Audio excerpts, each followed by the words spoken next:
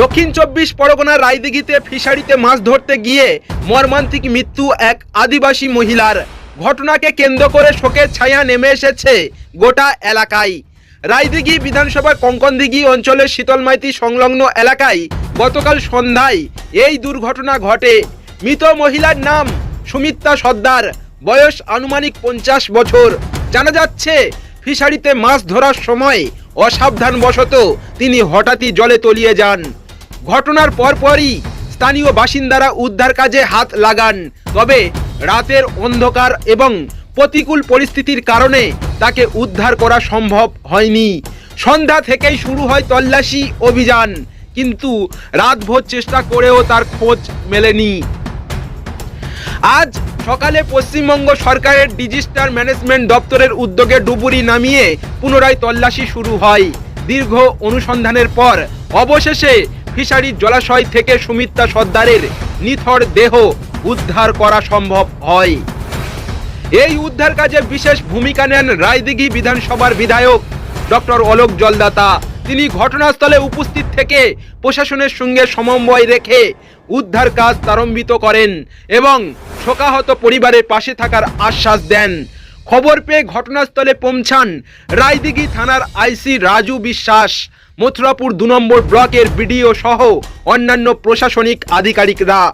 প্রশাসনের পক্ষ থেকে মৃতের পরিবারের প্রতি সমবেদনা জানানো হয়েছে এবং প্রয়োজনীয় সহযোগিতার আশ্বাস দেওয়া হয়েছে। এই মর্মান্তিক ঘটনায় শীতলমাইতি সহ আশেপাশের এলাকায় নেমে এসেছে গভীর শোক। ইতিমধ্যেই মৃতদেহ ময়নাতদন্তের জন্য ডায়মন্ড হারবার পুলিশ মর্গে পাঠানো হয়েছে। এটা একটা দুঃখজনক ঘটনা যে আমাদের এই কঙ্কনদিঘি শীতলমাইতিতে গতকাল সন্ধ্যাবেলায় আমাদেরই একজন মা, 50-55 বছর বয়স হবে, সুমিত্রা সর্দার, তিনি তার এই বাড়ির সামনে, আমরা এখন তার বাড়িতে দাঁড়িয়ে আছি, বাড়ির সামনে ফিশারিতে জাস্ট মাছ ধরতে গিয়ে তিনি পা পিছতে গিয়ে তিনি জলের মধ্যে চলে যান।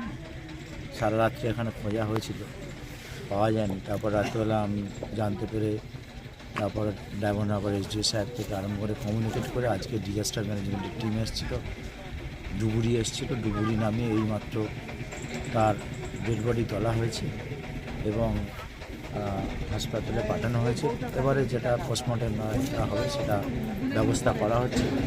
আমরা এসেছিলাম, আমার সঙ্গে আমাদের দলের ব্লক সভাপতি, ব্লক সম্পাদক, আমাদের পঞ্চায়েত সমিতির সভাপতি থেকে আরম্ভ করে এই অঞ্চলের দায়িত্ববান গোবিন্দবাবু আছে, উপপ্রধান সাহেব, রঞ্জনদা, বাবলুবাবু, তাপসবাবু, এখানকার মেম্বার সবাই আছে। আমরা একটাই বার্তা দিতে চাই যে আমাদের মাননীয় মুখ্যমন্ত্রী মমতা বন্দ্যোপাধ্যায়, আমাদের নেতা সাংসদ অভিষেক বন্দ্যোপাধ্যায়, তিনি যে নির্দেশ দেন যে বিপদে আপদে সব মানুষের সামনে পাশে থাকতে হবে, আমরা সেই সকাল থেকেই এসে তারপরে আমরা খুব তাড়াতাড়ি যদিও যে বইটা পাওয়া গেছে, দুজন ডুবুরি নেমেছিল। এখন আমরা পরিবারের পাশে আছি, পরিবারের সঙ্গে কথা বললাম। এবারে এটা তো সর্ব সমস্ত কিছুই আমরা